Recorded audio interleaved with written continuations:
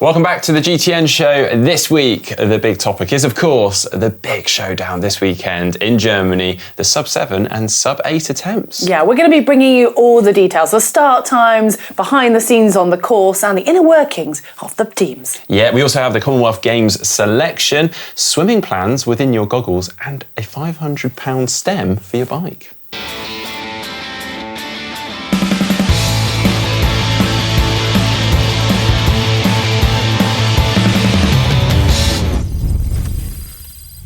Right, to start the show off this week, we have got reacts, things that we have spotted on social media that we thought were interesting or made us chuckle. And this first one certainly made us chuckle. It's from Michelle Dillon, who is former world duathlon champion and has also been to the Olympic Games.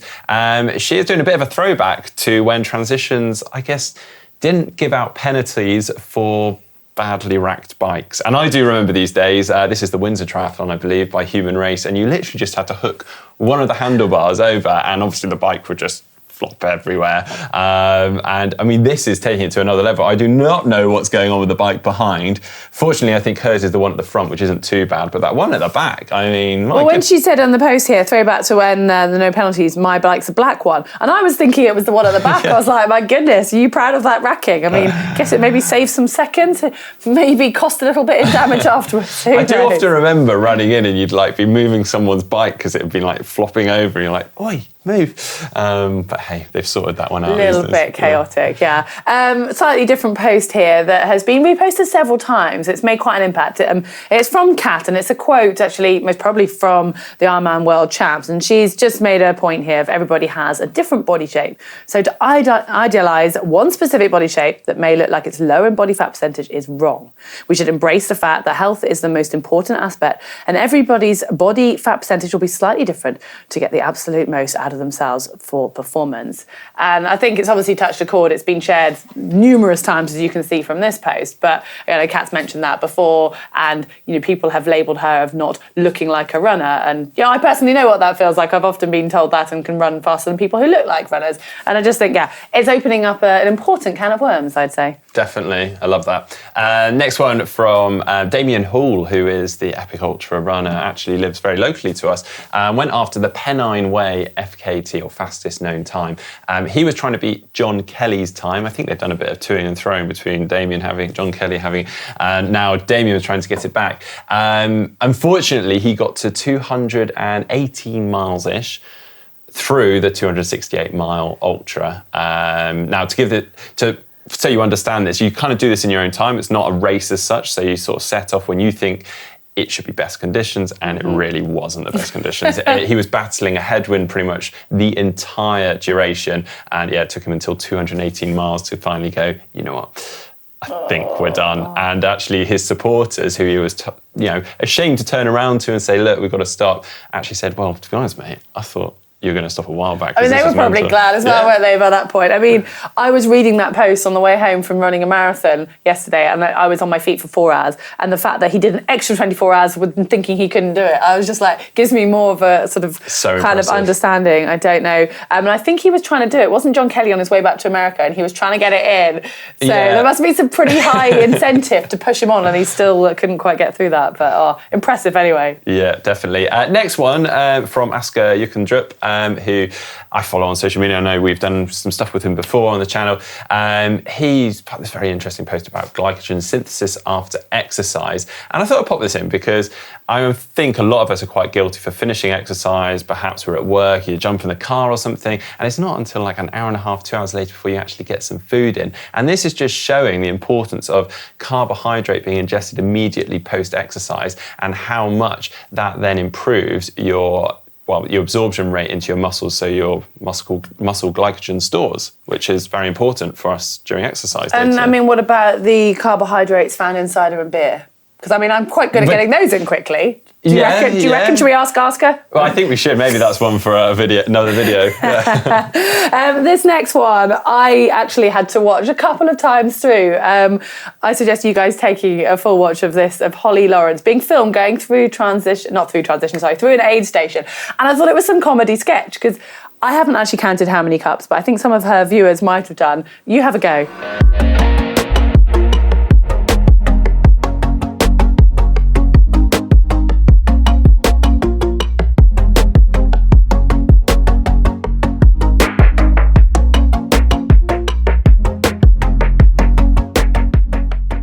Well, next one, Nicola Spirig, who is obviously one of the competitors in the SUB8 attempt coming up this weekend, is racing again. I feel like we have been talking about her racing every weekend for the last 2 months, but she's been really busy. Well, I mean, I guess maybe she was just feeling like having broken her collarbone or her ribs, wasn't it? That she was needing to race a bit more, and she's not kind of resting on her laurels. It was a new course record, random distance race, a 17k, but she did it in under an hour, so she's showing she's in good form, and we'll see what true form she's in on the weekend. Yeah, and finally, I thought this one was quite interesting from Adam Peaty, our GB breaststroker, who unfortunately injured himself during training. I think he was in the gym on a training camp abroad and something went in his foot. I believe maybe his metatarsal. Should have probably researched that better before we started this. But yeah, he's been injured and he's had this custom-made kind of thing for his ankle foot that supports it whilst he swims. I just thought, it's just amazing. I love a bit of custom stuff. I mean, I'm curious as to how it works and supports him whilst he swims. When I saw it, I just thought it was like a boot for wearing on land. But and it's even been engraved with his timing for breaststroke 56:38. Mental, and his name. Nice. Well, on to the big event that's happening this weekend. In just a few days' time, it is the SUB7 and the SUB8 world record attempts. As the names suggest, it is the men trying to go under 7 hours for an iron distance event and the women under 8 hours. And as you know, the world records are quite a bit slower than that, although incredibly impressive and fast. So it's hard to get our heads around the fact that these athletes are pretty confident that they're going to smash these times. It's a little bit of a format like the Ineos Breaking 2. So each of the 4 athletes has allowed a team of 10 around them, and they're using them in different ways throughout the swim, the bike and the run. And we've obviously, I think by now you've probably heard of the names. We've got Nicola Spirig and Kat Matthews racing, trying to do the SUB8. And then we've got Alistair Brownlee and Christian Blumenfeld going for the SUB7. Stop press. Yeah, just after filming the GTN show, we received the news that Alistair Brownlee is unfortunately out of the SUB7 attempt due to a stress response in his hip, which requires immediate treatment. Of course, this is a huge blow for him, so we do wish him a very speedy recovery. And personally speaking, I'm sure many of you feel the same, I was really looking forward to seeing Alistair racing and really just seeing what he could do, particularly with the team around him. Unfortunately though, all is not lost because Alistair will be being replaced by fellow Brit and current PTO world ranked number 6, Joe Skipper. Now, Joe was obviously firing on all cylinders heading into the Ironman World Championships in St George, but sadly had to pull out rather last minute, having got COVID just weeks before. Having now recovered, he's fit, going well, and is now preparing for Ironman Nice at the end of June. So we'd imagine he's in pretty good shape. Alistair has said, honestly, I'm devastated. I was frustrated to miss St George, and now this. I'm gutted. I was so invested in the process and loved working with a team. This was the goal that stimulated me again in the sport, on par with the Olympics. I'll do what I can to support Joe. So yeah, as Alistair said, he will be there on the day supporting Joe, and not just on the sidelines. He's actually going to be in the water pacing him on the swim, because he will now be replacing Richard Varga, and also then join the commentary team for the live broadcast for the rest of the day. Johnny, Alistair's brother, will also be replaced by German national marathon champion Frank Schar. Yeah, so as we head towards this weekend showdown in Germany, we thought we'd take this opportunity to run through some of the more specific details, like course, start times, and so on. So it's going to be taking place either on Sunday the 5th this weekend, or the Monday as a kind of contingency day, depending on the weather. And they would decide that on Thursday of this week, on the 2nd. And that is going to be taking place at the Decker Lausitz-Ring, just outside of Dresden. The women are going to be starting at 7 a.m. Central European time, and the men 8 a.m. The swim is quite interesting. It's actually going to take place in Lake Seftenberg, which is actually 19 kilometres from the Decker Lausitz-Ring. And it's going to be a point-to-point, 3.8 kilometre swim from one side of the lake to the other. And then onto the bike, obviously the first part is a point-to-point, so from the lake to the Lausitz-Ring. And once they arrive, they have a 5.85 kilometre loop around this. And as you'd imagine for a racetrack, there are no tight turns, no dead turns, no chance of losing speed. So it's nice straight sides and curved ends, and yeah, it's going to be a pretty fast bike. Super fast. And then onto the run, that is actually going to be taking place within another circuit within the Lausitz-Ring, which is the high-speed oval. That's going to be 12 lots of 3.5 kilometre laps in an anti-clockwise direction. And worth pointing out that all these courses have been officially measured ahead of the event. Now, in terms of pacemakers, as Heather said already, each competitor has up to a maximum of 10 athlete pacemakers that they can surround themselves with, and they can use them either in the actual event, on the swim, the bike, or the run, and they can actually just use them for information and tactics. Now, we ran through a lot of those pacemakers just a couple of weeks back, so if you haven't already watched that or know about that, then do watch our show from 2 weeks ago.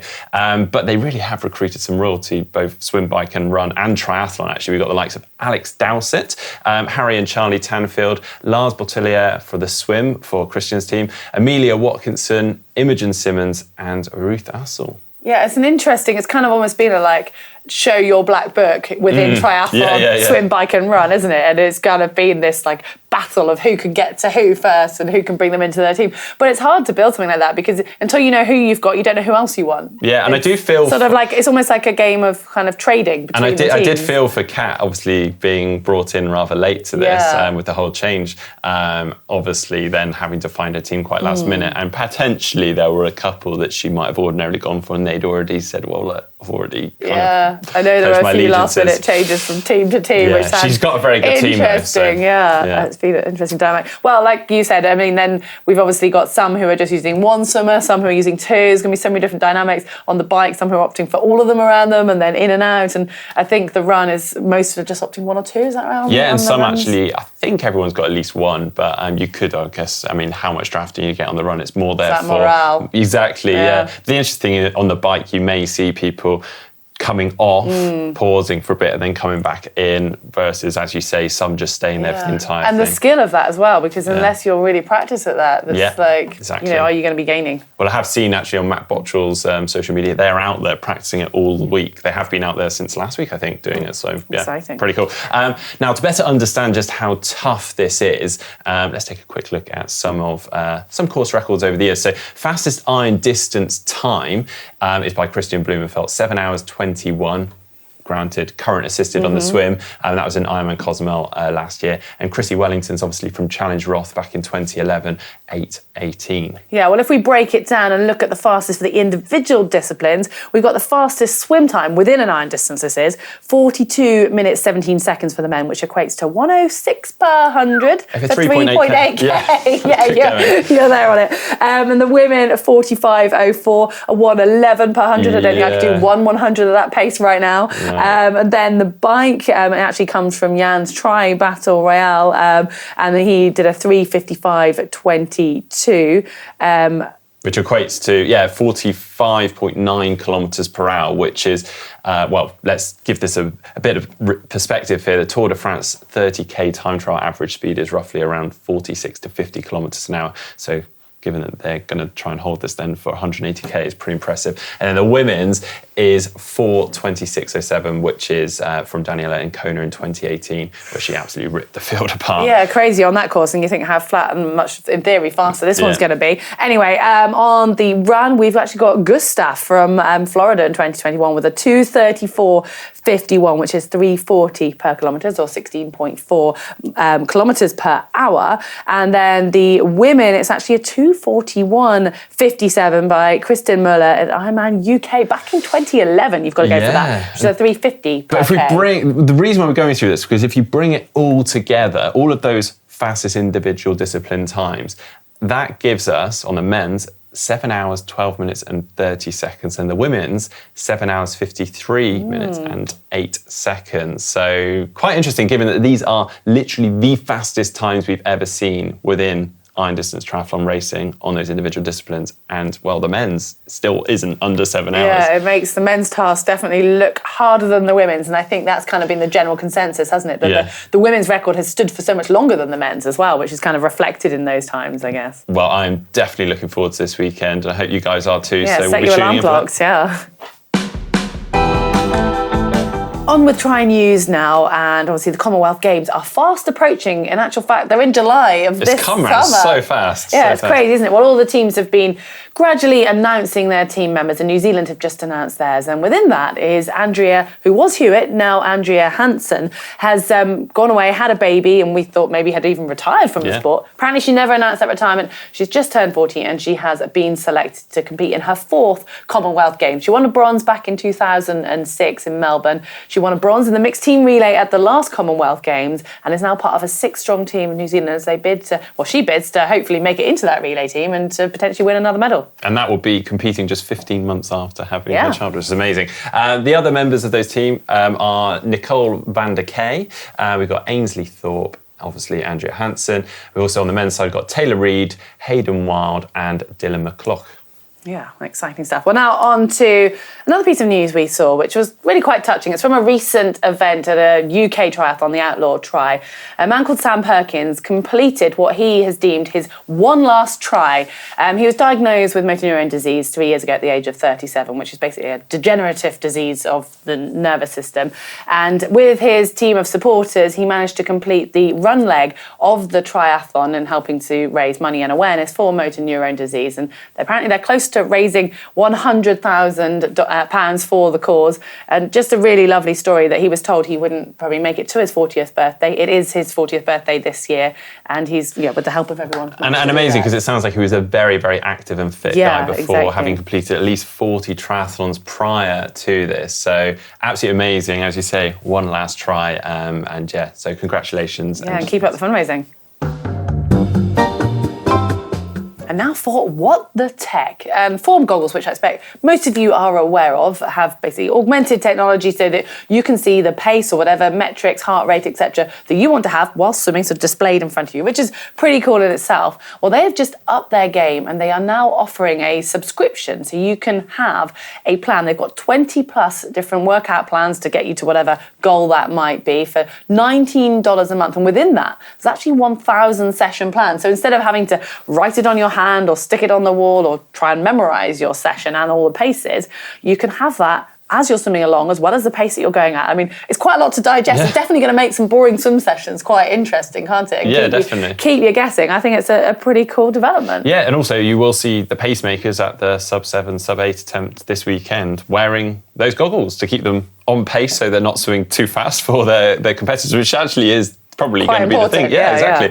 Yeah. Now, interestingly, Envy have completely overhauled their wheels for 2022. They have actually ditched rim brake options for their SES collection and introduced 2 new wheel depths. So they've now got the SES 2.3, which is a new one, SES 3.4, which already existed, the 4.5, and the new 6.7. To do that with this new sort of, I guess it's their 4th generation of wheels now, they've refined the carbon laminates. They've brought in hookless bead design throughout all the wheels, which has been a bit of a debate over the years as to whether wheel manufacturers adopt this or not. And they've obviously streamlined sort of the model lineup, as we've seen. Yeah, it's crazy. I mean, I think a few people will be like, what? The rim brakes are dying. But I mean, obviously, they're still going to have, be able to, I think, a 2-year warranty on their old rim brake design. So you can, if you own a pair, don't panic yet. I mean, I think the thing with it is that by getting rid of the rim brakes, they can optimise the actual shape of the wheel. So it actually really allows them to kind of further the development of them, which is quite exciting. Makes sense. So,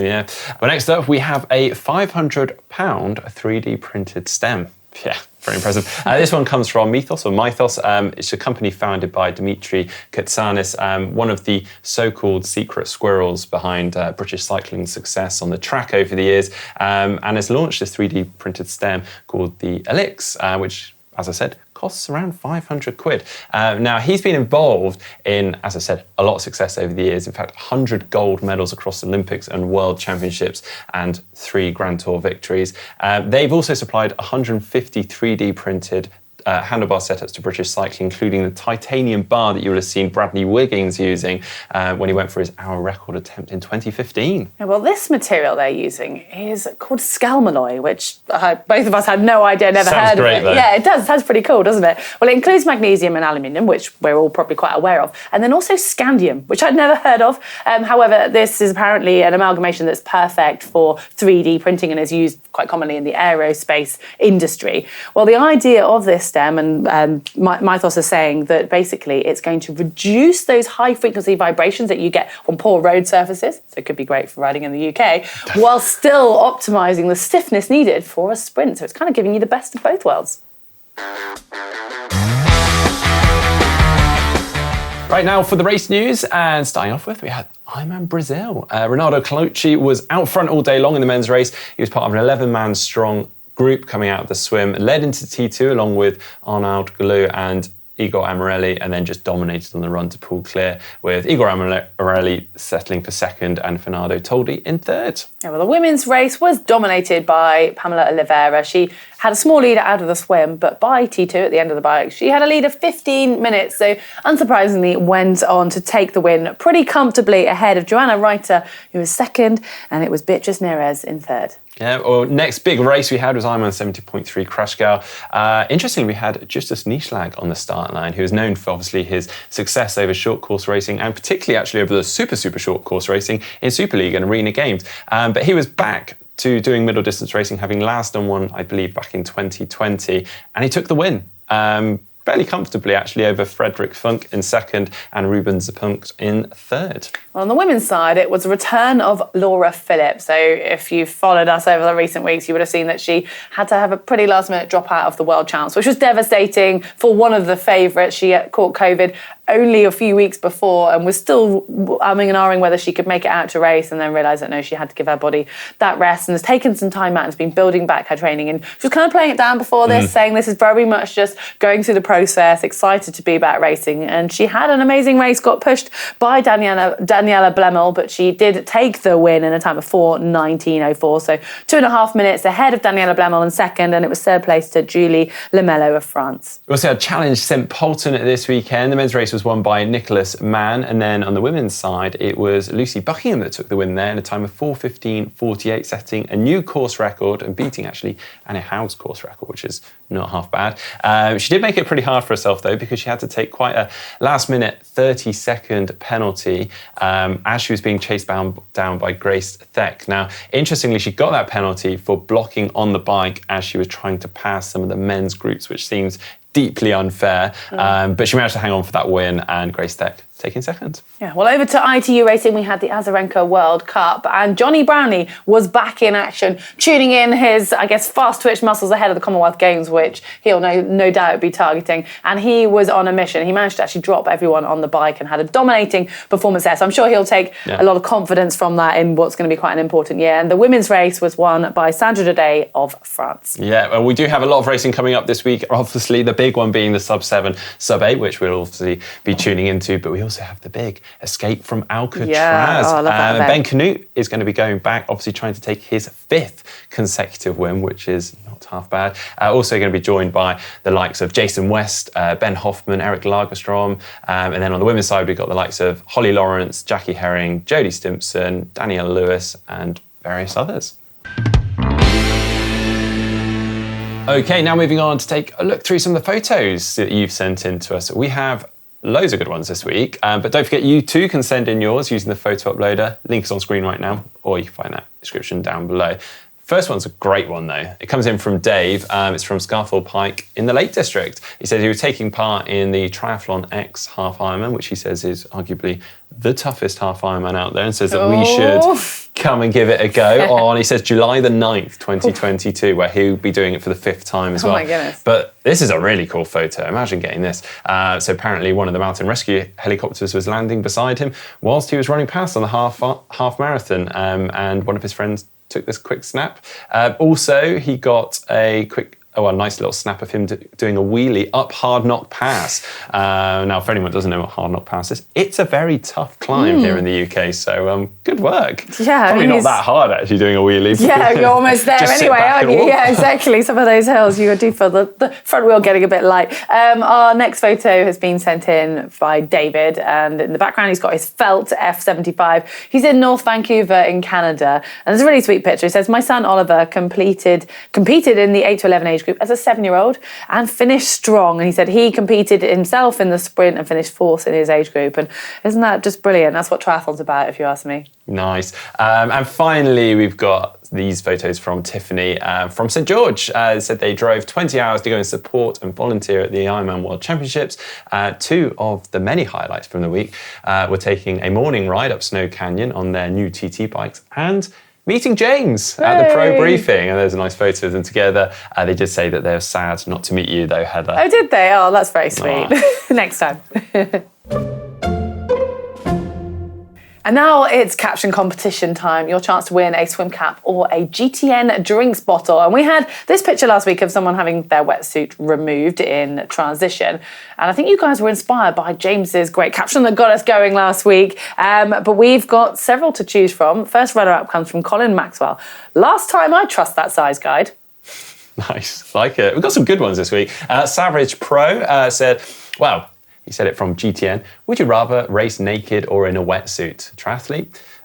Hold on. Damn, I can't get out of this. If you haven't watched it, one of our Ask the Pros videos, we basically asked all the pros whether they'd rather race naked or in a wetsuit. So that's got you thinking, hasn't it? This next one comes from Eric Hayden. Says, hey, you, keep your eyes on the wetsuit, buddy. Another one from Mark van der Hurst. Please don't take my wetsuit. I need it to swim. And our winner of this week's Caption Competition comes from Sean McCulloch, who says, congratulations, it's a boy. I love it. Good stuff. Get in touch with us and we'll ping a cap or a bottle out to you soon. But for this week's Caption Comp photo, it comes from the World Cup this weekend. I don't know what's going on there, but the guy looks very scared of the other one. I mean, did they have a sprint finish? Oh my goodness, that's hilarious, isn't it? We need James for his caption suggestions, but we don't have James. We're going to rely on you guys to make sure you share your suggestions in the comments section below. Yeah, but that is it for the show this week. We have lots coming up on the channel. We've got a pro fueling plans video. We team up with our nutrition partners, Precision Hydration, and talk through basically the fueling plans of some of their pros and how it played out at the Ironman World Championships for them. And also, should you train fasted? Yeah, well, hopefully you guys have enjoyed this week's Action Pack show. Give us a like if so. Remember to find that globe, click on it and subscribe so you don't miss any of our videos. And check out the GTN shop. The seasons are changing. There's some lovely summer kit on there for cycling, so go look at that. And if you want a couple of videos to follow from this one, we've got a recent insight into the life in the day of a pro with Leon Chevaliers and also the behind the scenes at the Zwift Triathlon Academy.